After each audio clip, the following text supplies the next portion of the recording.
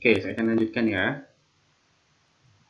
Oke, kita lanjutkan dari presentasi yang sebelumnya ya.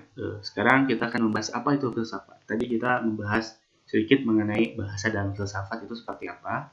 Kemudian apa itu filsafat sekarang? Filsafat ya, seperti yang teman-teman sudah ketahui, kalau misalkan kita baca beberapa buku filsafat menunjukkan kalau filsafat itu adalah sebuah bentuk proses berpikir. Dan itu secara sederhananya ya. Kalau filsafat itu ya bentuk proses berpikir seseorang untuk mengetahui sesuatu atau mendapatkan sebuah pengetahuan.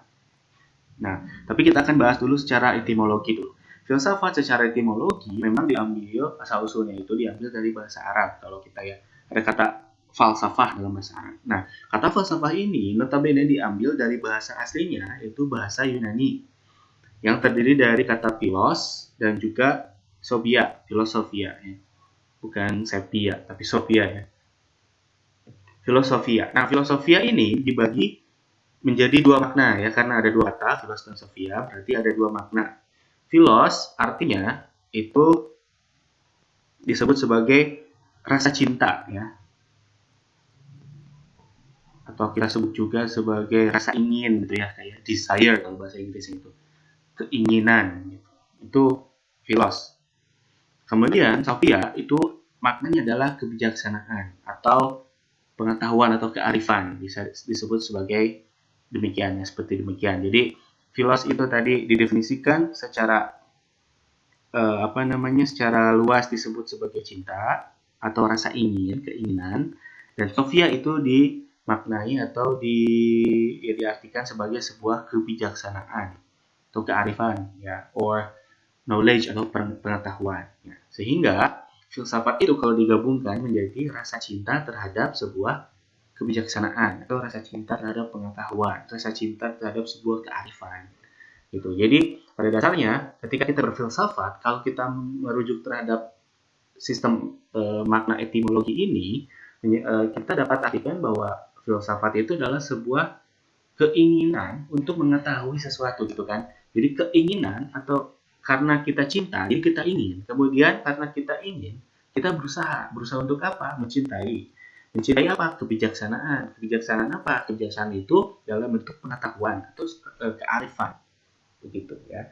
Itu adalah filsafat secara etimologi. Nah, filsafat ini berkaitan dengan pemikiran tadi ya. Pemikirannya itu karena manusia tadi yang saya sebutkan itu logosentris. Ketika manusia itu mencapai bentuk pemikiran, bukan pemikiran, kita sebutnya manusia itu menuju ke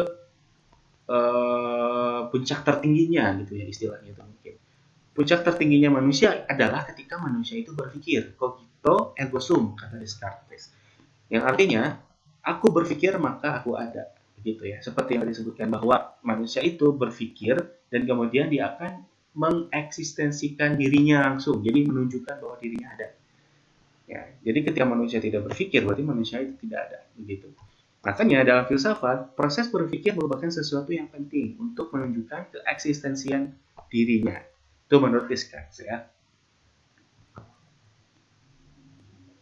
Nah, dalam filsafat ya, jadi dalam filsafat tadi, proses berpikir ini harus mengacu pada sesuatu yang radikal. Kenapa? Karena proses berpikir filsafat itu tidak bisa setengah-setengah.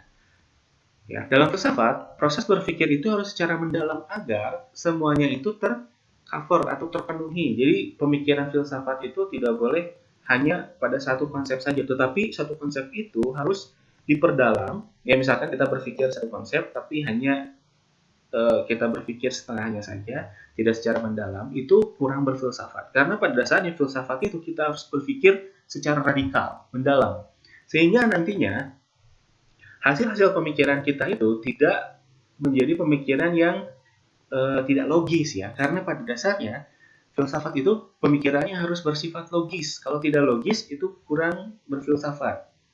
Ya, karena tidak komprehensif begitu ya, tidak radikal. Nah, Aristoteles mengungkapkan bahwa seorang filsuf itu memang harus berpikir ya.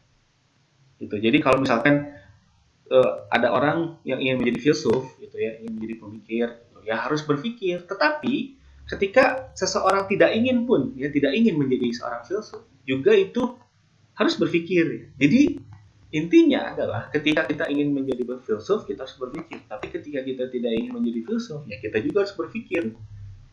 Ya. Kenapa coba? Kenapa kita harus pengen jadi filsuf berpikir, tidak menjadi filsuf berpikir? Berarti kita harus sama-sama berpikir ya. Iya betul, karena manusia itu pada dasarnya harus berpikir. Ya.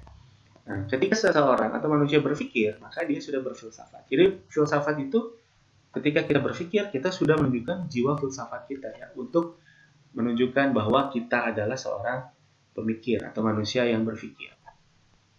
Gitu. Jadi teman-teman ketika berpikir sesuatu, terus memecahkan masalah gitu ya. Teman-teman memiliki masalah kemudian berpikir dan teman-teman bisa menyelesaikan masalah tersebut secara tidak langsung adalah proses berfilsafat gitu ya. Apalagi jika teman-teman bisa berpikir dan menciptakan sebuah pengetahuan, kemudian pengetahuan tersebut sangat bermanfaat bagi orang lain. Nah, filsafat teman-teman itu sudah sangat baik, sudah bersifat radikal.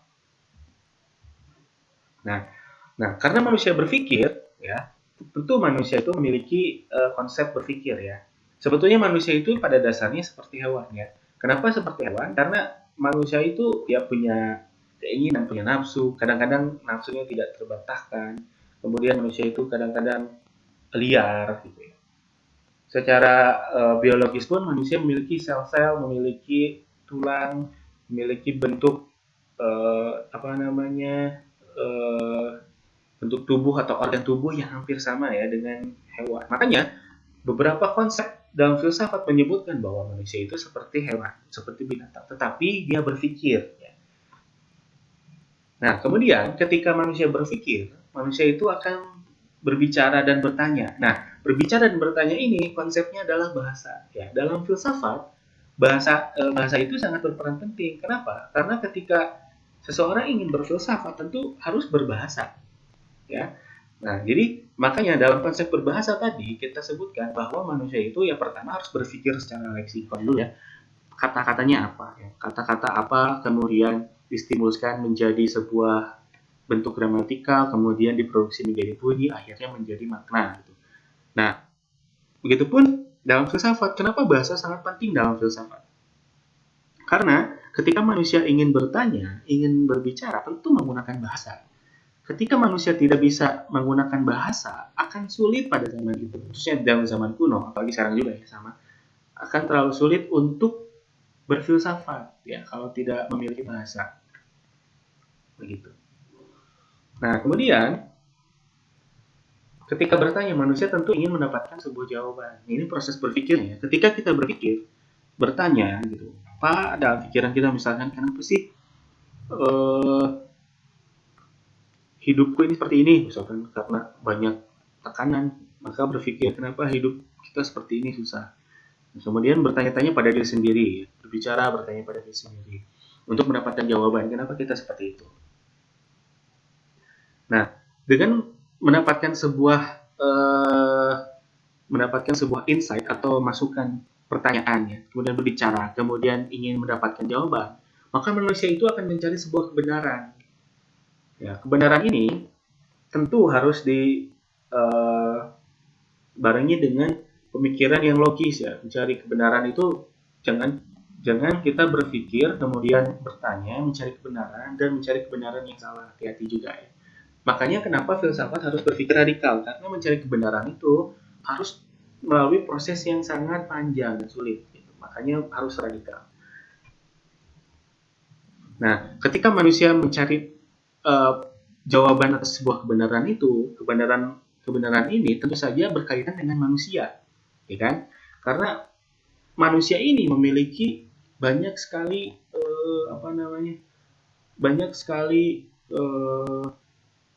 istilahnya itu banyak sekali situasi mungkin ya. Banyak manusia itu di zaman sekarang aja manusia sangat kompleks ya. Zaman dulu saja sudah kompleks untuk berbicara tentang manusia, apalagi sekarang. Karena manusia itu hidup dalam berbagai aspek ya, aspeknya aspek sosial, aspek politik, aspek ekonomi, aspek yang berkenaan dengan sains dan sebagainya. Makanya kebenaran tentang manusia ini sangat kompleks ya. Apalagi manusia itu ketika diteliti kan banyak penelitian mengenai manusia dalam semua aspek bahasanya, psikologisnya, aspek pemikirannya, aspek kesehatannya gitu ya, banyak. Makanya kebenaran tentang manusia itu sangat kompleks. Kebenaran tentang manusia saja sangat kompleks, apalagi tentang alam semesta dan Tuhan gitu ya. Jadi manusia itu ketika berpikir, bertanya, kemudian ingin mendapatkan sebuah jawaban manusia itu tidak akan jauh dari mencari kebenaran tentang manusia dan alam semesta juga Tuhan. Gitu ya. Jadi untuk berbicara tentang manusia saja kan susah, apalagi kita akan membahas tentang filsafat bahasa ya, dalam aspek manusia. Bahasa saja sudah kompleks ya. Bahasa itu merupakan salah satu bentuk atau sistem yang digunakan manusia untuk berkomunikasi. Nah, dalam sistem bahasa saja sudah sangat kompleks, apalagi bahasa yang digunakan oleh manusia. Dan ketika kita berpikir secara radikal bahwa bahasa itu sangat kompleks, apalagi manusianya. Manusia itu tentu sangat kompleks. Makanya filsafat itu pemikirannya akan berkutat pada manusia, alam semesta, dan Tuhan. Itu. Jadi filsafat sangat kompleks sekali uh, untuk kita ulas ya, tapi kita akan fokusnya di filsafat bahasa, jadi tidak akan mengerucut kepada sistem-sistem filsafat yang lain gitu ya. Begitu. Ini secara umum saja. Nah, jadi apa hubungannya bahasa dan filsafat? Tadi bahasa sudah saya singgung-singgung sedikit ya. Jadi apa hubungannya bahasa dengan filsafat? Jadi bahasa dan filsafat itu hubungannya sangat erat. Eratnya itu seorang manusia yang berpikir, ya, manusia yang berpikir, dia akan mengemukakan idenya, akan bertanya tentang idenya itu menggunakan bahasa. Karena bagaimanapun bahasa itu adalah sebagai alat komunikasi, ya, alat komunikasi untuk membagi informasi dan memberikan atau mengekspresikan diri agar orang itu tahu apa yang kita maksud, apa yang kita inginkan. Sehingga dalam dunia filsafat bahasa itu sangat penting. Bahkan beberapa filsuf menggunakan bahasa itu sebagai sebuah alat untuk mengekspresikan pemikirannya, bahkan untuk mendebat pemikiran aliran lain gitu ya. Itu menggunakan bahasa. Nanti kita bahas ada beberapa teori, ada beberapa apa namanya kita sebutnya teori saja. Teori yang digunakan beberapa filsuf menggunakan bahasa untuk mendeskripsikan atau menggambarkan bagaimana sebuah pemikiran itu diekspresikan atau diutarakan. Nah, begitu ya. Jadi filsafat dan bahasa akhirnya pada akhirnya itu adalah merupakan sesuatu yang sangat erat kaitannya. Karena apapun bentuknya seperti filsafat ekonomi, filsafat hukum, filsafat budaya, filsafat politik, semuanya akan berhubungan dengan bahasa. Karena bahasa adalah sebuah sistem yang digunakan manusia untuk mengekspresikan pemikirannya di dunia apapun ya, di bentuk apapun. Makanya kenapa filsafat disebut sebagai induk dari ilmu pengetahuan, karena banyak ilmu yang tumbuh dari sana. Dan bagaimana ilmu itu bisa tumbuh? Karena berfilsafat. Bagaimana filsafat itu bisa mengekspresikan atau memberikan informasi tentang pemikiran-pemikiran yang muncul sekarang, itu karena adanya bahasa. Jadi bahasa dan filsafat itu sangat berkaitan. Oke? Oke, itu ya. Terima kasih. Nanti kita akan bahas di e-learning.